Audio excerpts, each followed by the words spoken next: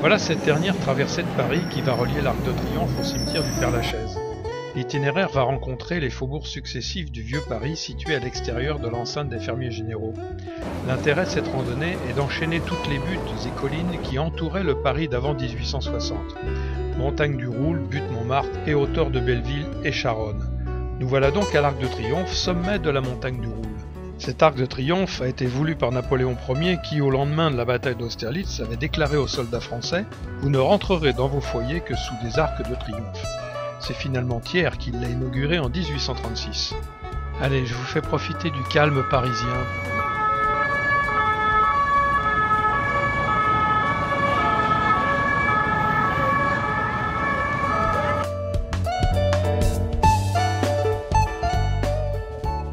Et voilà ce que ça donne d'en haut.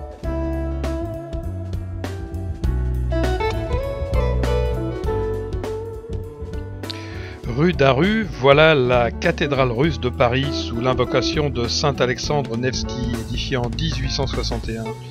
Dans son voisinage se tiennent quelques commerces et restaurants russes.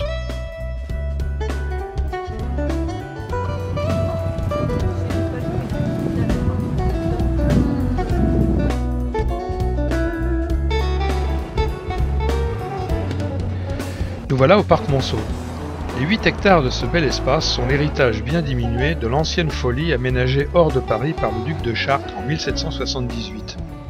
Le parc actuel, réaménagé en 1861 par Alphand en vue de son ouverture au public, est un des plus soignés de Paris.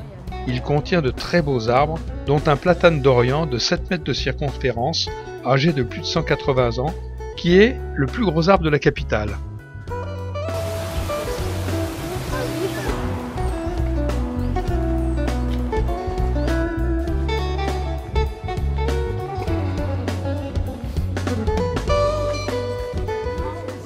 Reconnaissez que c'est quand même plus sympa que de voir le dos du chef au bonnet rouge.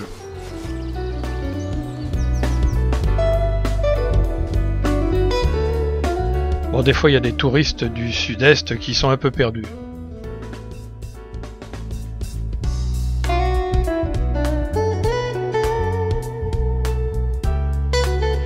L'hôtel Gaillard est un imposant pastiche Renaissance construit en 1882 pour le banquier Émile Gaillard et racheté aujourd'hui par la Banque de France. Ce sera bientôt la Cité de l'économie et de la monnaie dont l'ouverture est prévue en 2015.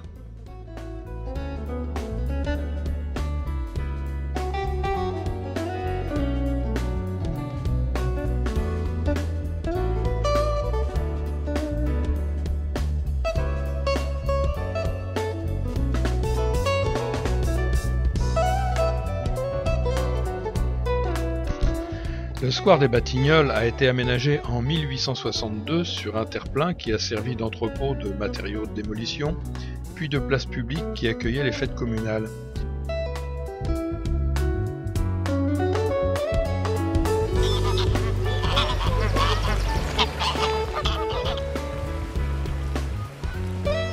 Il est garni de beaux arbres, notamment de 2 paires de platanes d'Orient dépassant 38 mètres de haut et datant de 1830-1840.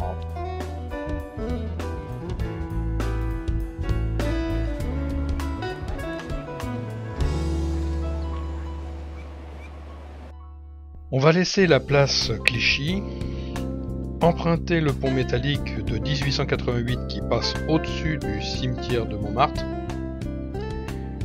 pour attaquer la lente montée vers la butte Montmartre. La butte Montmartre est une arête de 500 mètres à 130 mètres d'altitude, soit 100 mètres au-dessus de la Seine, plutôt étroite, dont les flancs présentaient autrefois des falaises rocheuses, voire des surplombs, contournés par quelques sentiers aboutissant au moulin à vent, ainsi que de nombreuses carrières de gypse.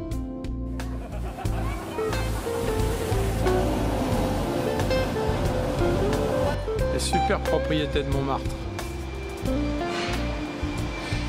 Ah, là, on n'a pas l'impression d'être à Paris. On est en plein cœur de Montmartre.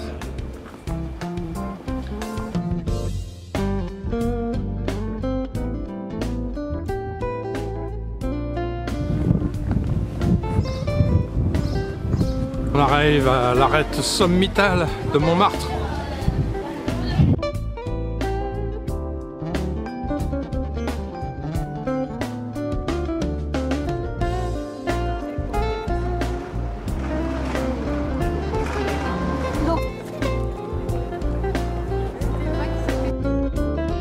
lapin agile qui fut jusqu'en 1914 le rendez-vous préféré de toute la bohème montmartroise. Et à Montagnard, rien n'est possible. Alors le topo dit que de ce point apparaît la foule compacte des touristes. On le voit. Et visiblement le topo s'est pas trompé. Bon, alors là, à ce niveau-là, ce que je vous propose, c'est j'irai chercher une photo de la place du Tertre, vide sur internet.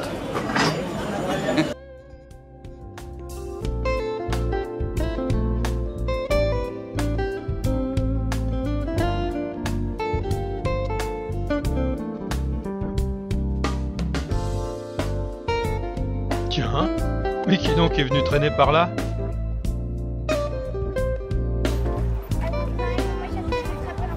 Paris ne serait pas Paris sans la Tour Eiffel, non plus que sans le Sacré-Cœur, à l'image véhiculée et connue dans le monde entier car il symbolise Montmartre et lui aussi évoque irrésistiblement Paris pour tout un chacun.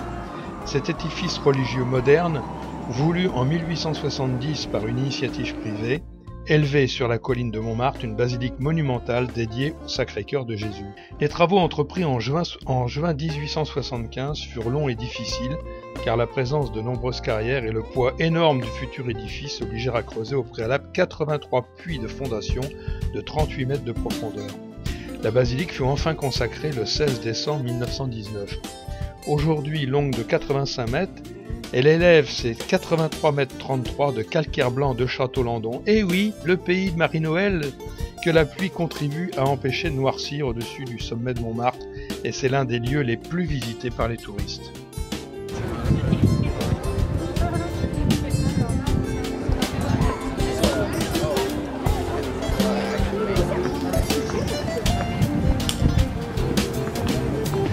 Nous descendons tout droit sur Barbès, quartier qu'on va traverser très vite.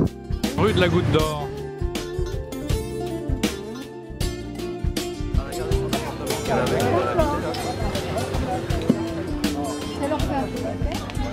L'église Saint-Bernard de la Chapelle, dont l'importance et la richesse de la décoration surprennent dans un tel quartier. Elle a été édifiée en 1858 par la commune de la Chapelle.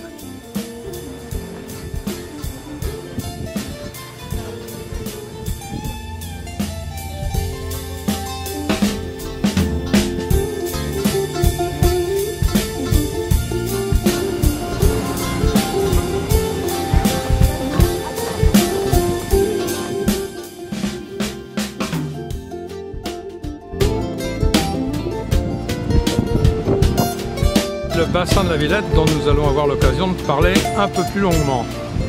Nous avons déjà parlé du canal Saint-Martin, voire la traversée de Paris 2 sur 4.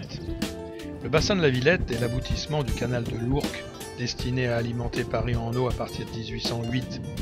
Ce plan d'eau fut très vite en vogue auprès des Parisiens, fêtes et joutes, nautiques l'été, patinage l'hiver. Après l'achèvement du canal de l'Ourcq, la navigation commerciale apparaît et des entrepôts furent construits de part et d'autre du bassin. Les fonctions portuaires ayant fini par disparaître, l'ensemble a été réaménagé et le plan d'eau de 700 mètres par 70 mis en valeur.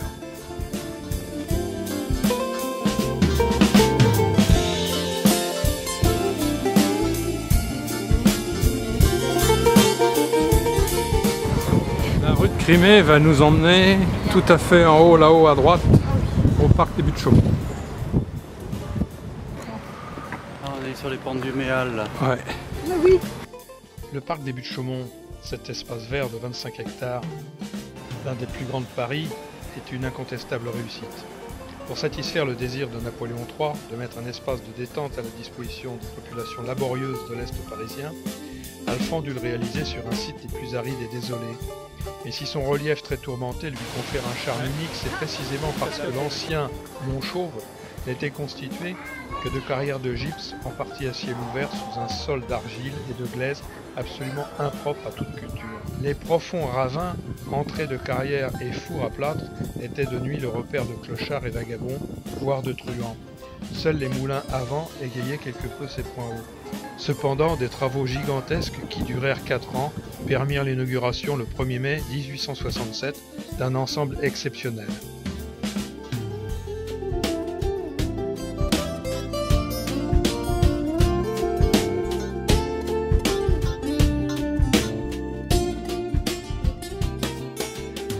Le parc de Belleville a été ouvert fin 1988 à la place d'un secteur de masure insalubre qui avait été édifié sur le site d'une carrière de gypse au XVIIIe siècle. Les 5,1 hectares mettent à profit une forte dénivellation et c'est une très belle réalisation qui mérite une visite en profondeur. Du belvédère final, le point de vue sur Paris obtenu ici est assez original car non habituel. On y voit successivement le Panthéon, Notre-Dame, la Tour Montparnasse, Saint-Sulpice, la Tour Saint-Jacques, Beaubourg, les Invalides, la Tour Eiffel, puis groupé, l'Opéra, l'Arc de Triomphe, le Mont Valérien et enfin les Tours de la Défense. Notre-Dame devant, avec les flèches. La tour de la fac des sciences. Ouais, la tour Saint-Jacques, on aperçoit. Beaubourg, premier plan. À droite, là-bas, il y a les Invalides. On aperçoit la coupole des Invalides. Devant, c'est l'Institut de France. La Tour Eiffel. Et à droite, Et à droite on complètement, voit l'Opéra et l'Étoile là-bas, et le Mont Valérien ouais, derrière. l'Opéra. Complètement à droite et l'Arc de Triomphe dans le fond à côté de la branche.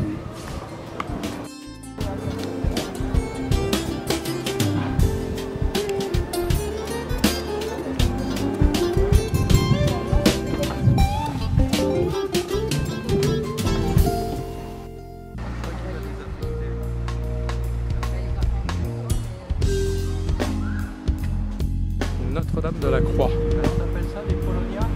Ça, c'est des Polonias, oui.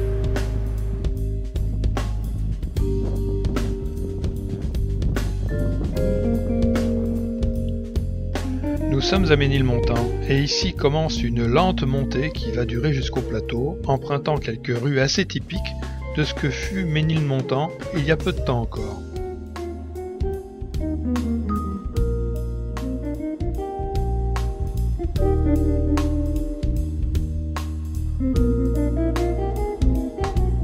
Nous sommes rue des Cascades.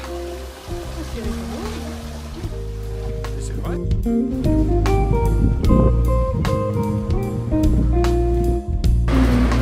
De la rue de Ménilmontant, on aperçoit dans le fond Beaubourg.